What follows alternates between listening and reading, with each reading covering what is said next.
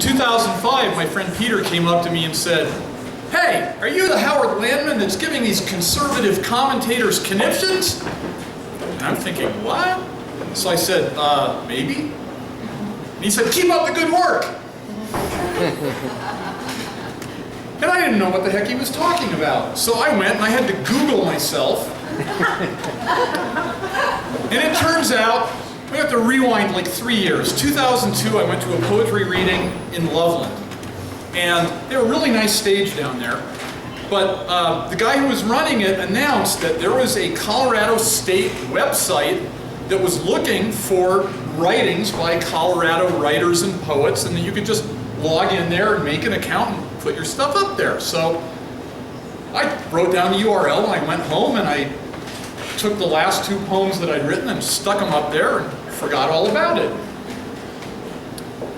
But somebody always notices these things, right? And so it turns out that a conservative blogger named Ari Armstrong brought these things up as political footballs in the referendum C debate about how the state was wasting tons of money on all this weird art like dildos on hooks and stuff. And he mentioned my poems and described them as having graphic depictions of sex and glorifying self-mutilation. And I'm going, did he even read these? So at any rate, this is the first of my 2 political football poems. Fortunately, Referendum C was defeated.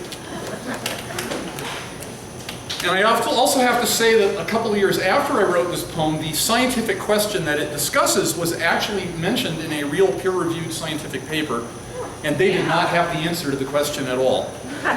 So this is still very much an open question. It's called The Problem of Lesbian Sheep.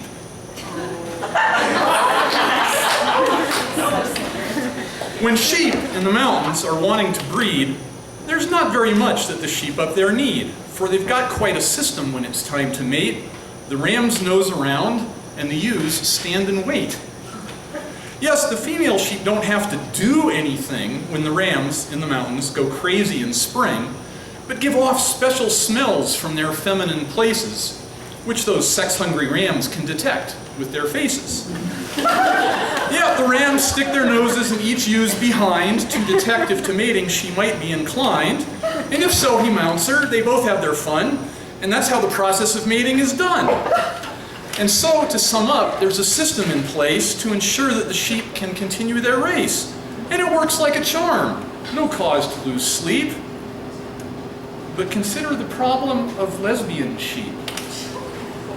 Yes, a lesbian sheep hopes and prays she can find a lesbian ewe who's of similar mind, but she doesn't know how. She was brought up to think that to find a good mate, you just stand there and stink.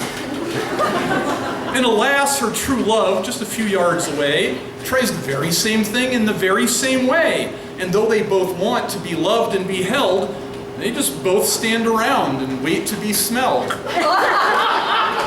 Oh, the pain they must suffer, their agonized cries. Just the thought of their torment brings tears to my eyes.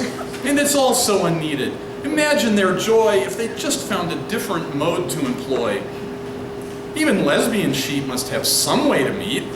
It probably starts by one moving its feet, drawing close to the other and sniffing its rear, or presenting its own.